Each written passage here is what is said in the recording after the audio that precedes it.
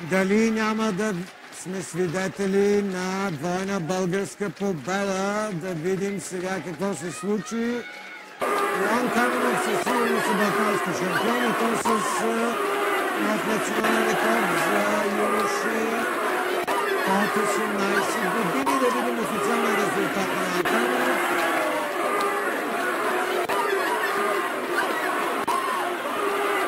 Вижда се, ясно се вижда, че Йоан Каменов е победител с нов национален рекорд за юноши под 18 години. Второ време 6,79.